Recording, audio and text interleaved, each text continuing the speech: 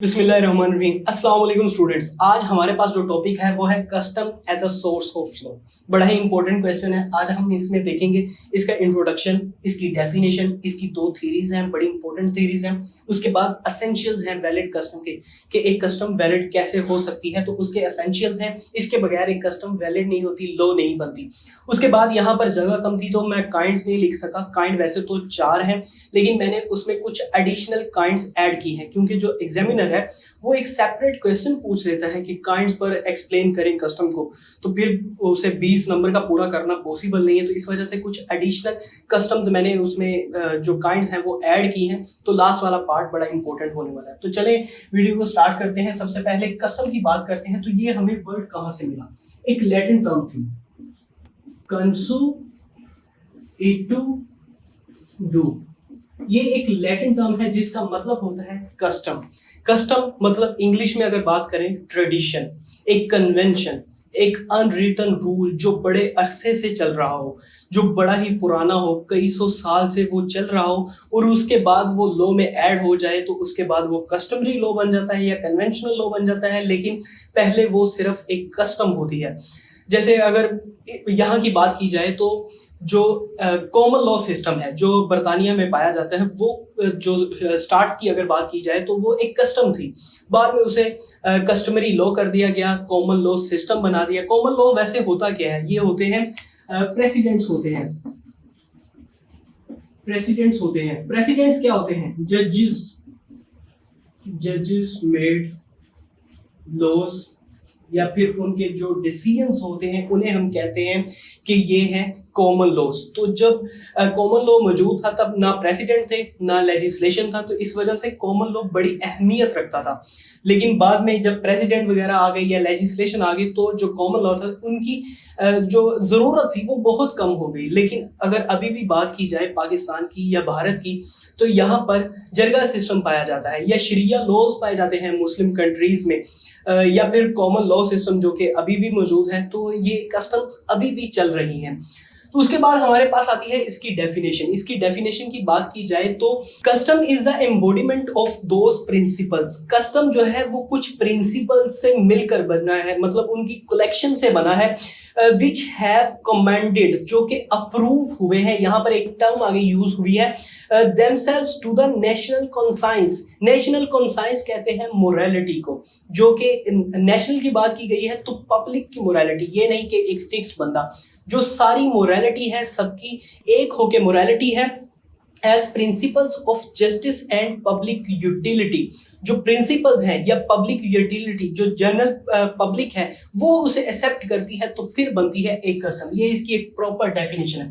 उसके बाद हम बात करते हैं इसकी थीरीज की। दो हमारे पास थीरीज आती हैं, एक हिस्टोरिकल थीरी और दूसरी एनालिटिकल थीरी।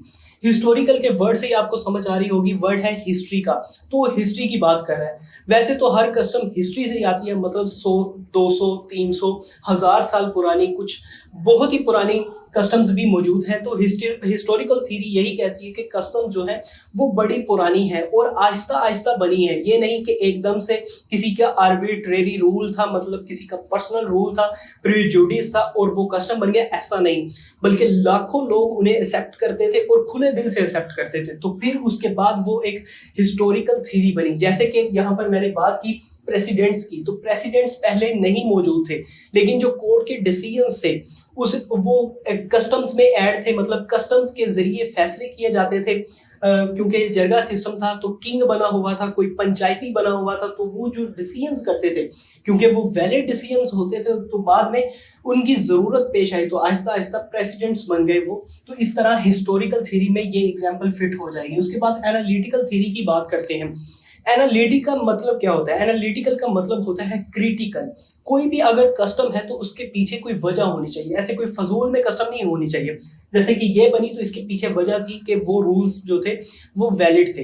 तो अगर हम बात करें ट्रैफिक की, तो ट्रैफिक में जब हम कार ड्राइव करते हैं तो लेफ्ट साइड पे हम ड्राइव करते हैं, तो ये भी एक कस्टम है, कोई रूल नहीं है, एक कस्टम है। तो इस वजह से ये वैलिड है, इस वजह से ये एनालिटिकल है, क्योंकि इसके पीछे रीजन ये है कि सामने से आने वाला बंदा हमसे टकराता नहीं है। तो इस तरह से एनालिटिकल थ्योरी बड़ी इंपॉर्टेंट है कस्टम्स के लिहाज से। उसके बाद हमारे पास पॉइंट आता है essentials of valid contract. Valid custom. जो एक कस्टम है वो वैलिड कब बनती है, कौन कौन सी कंडीशन। सबसे पहले एंशियंट का मतलब क्या होता है, कदीम, पुराना। जो एक रवायत जो है, ट्रेडिशन जो है, वो जितनी पुरानी होगी उतनी ही वो वैलिड हो सकती है। लेकिन सिर्फ ये इंग्रेडिएंट काफी नहीं है, ये बाकी के भी मौजूद होने चाहिए। दूसरे नंबर पे कॉन्टिन्यूअस, मतलब वो मुसलसल चल रही हो, ये नहीं आया हो कि 1 साल का वक्फा आ गया हो या 10 साल का वक्फा आ गया हो, या कोई एक प्राइम मिनिस्टर आ गया हो तो उसने आके उसे बंद कर दिया गया, मतलब कस्टम ये वैलिड नहीं है तो उसने खत्म की, उसके बाद दोबारा चलनी शुरू हो गई। तो नहीं, ऐसी कस्टम नहीं।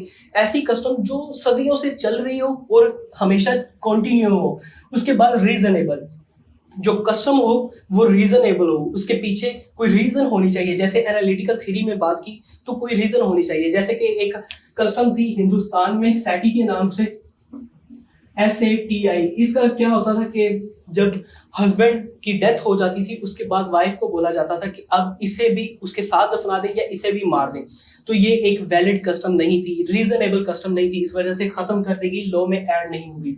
उसके बाद कंसिस्टेंट विद मोरालिटी, जो मोरालिटी है उसके साथ कंसिस्टेंट होनी चाहिए, लगातार उसके साथ चल रही हो, उसको अपोज नहीं कर रही हो। जैसे कि यहाँ पर मिसाल मैं एक दूं कि एल्डर्स की रिस्पेक्ट करें या बच्चों को रिस्पेक्ट दें, तो ये एक मोरालिटी के साथ कस्टम चल रही है। वैसे तो कोई रूल नहीं है लेकिन एक कस्टम है, ये एक मोरालिटी है।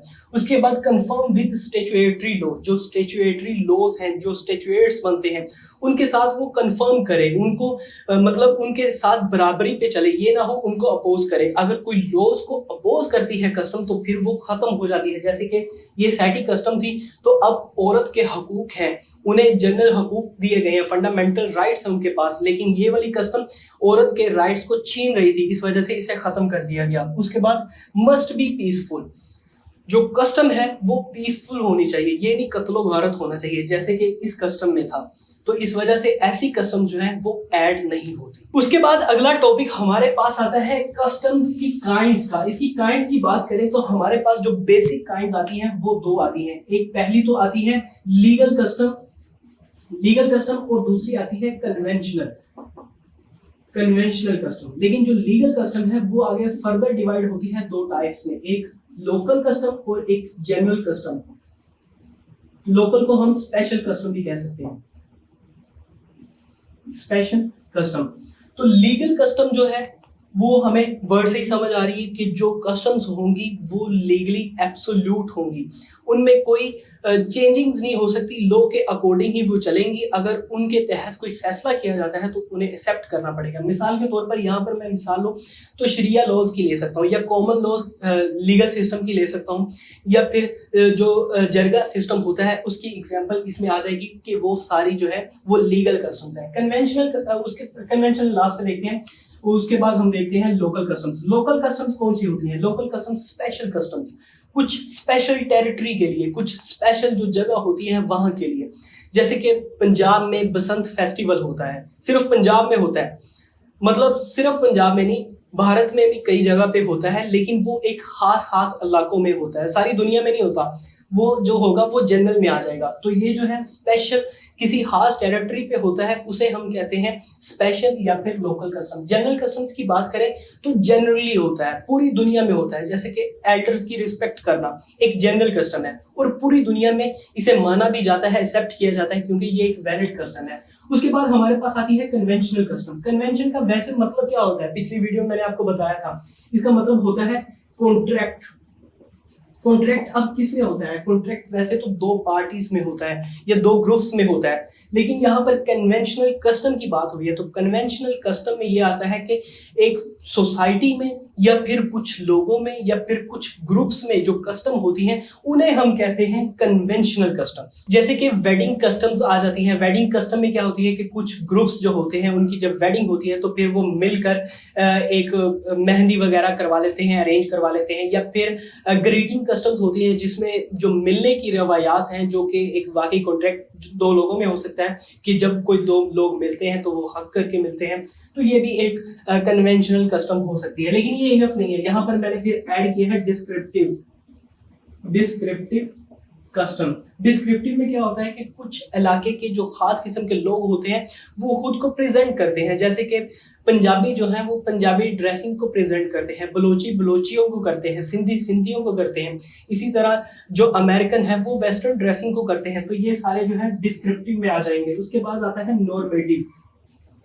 नॉर्मेटिव में क्या है कि खुद को कैसे बिहेव करते हैं, बिहेव करने का जो तरीका है, जैसे कि जब दो लोग मिलते हैं तो वो आपस में हग करते हैं, जैसे कन्वेंशनल में करते हैं, इसी तरह जब हग करते हैं तो ये उनके बिहेव करने का तरीका है। जब वो जैसे मुसलमान जब दो लोग आपस में मिलते हैं तो सलाम बुलाते हैं, ये एक लॉ नहीं है लेकिन एक कस्टम है जो कि इस्लाम से आई है, तो इस वजह से ये भी एक नॉर्मेटिव है। इसी तरह हम बात करते हैं मटीरियल की। मटीरियल कस्टम भी होती हैं और इसी तरह सिंबॉलिक कस्टम भी होती है। सिंबॉलिक और मटीरियल। मटीरियल में क्या होता है, मटीरियल में कुछ मटीरियल थिंग्स होती हैं, जैसे घरों की छतें वगैरह या घर बनाने का जो तरीका है, जैसे कि पुराने वक्तों में बम्बू वगैरह से बनाया जाता था तो अभी भी कई जगह पर बनाया जाता है। जैसे कारपेट्स वगैरह लोग हाथों से बनाते थे, अभी भी कई जगहों पे वैसे ही बनाते हैं। तो इस तरह के जो है वो मटीरियल कस्टम्स में आती हैं। और सिंबॉलिक कस्टम्स, जैसे कि हमारे मुल्क का जो फ्लैग है, तो क्या होता है कि जब नेशनल डे होता है, स्पेशल डे होता है, उस पे जो फ्लैग है वो चेंज करते हैं, लेकिन ये एक लॉ नहीं है लेकिन एक सिंबॉलिक कस्टम है। तो इस वजह से ये भी एक कस्टम है, काइंड ऑफ कस्टम है। तो ये सारी थी काइंड्स ऑफ कस्टम। उम्मीद करता हूँ ये वीडियो आपको अच्छी लगी होगी। वीडियो अच्छी लगी हो या इस वीडियो की समझ आ गई हो तो वीडियो को लाइक करें और इस चैनल को फॉलो करना ना भूलिएगा। खुदा हाफिज।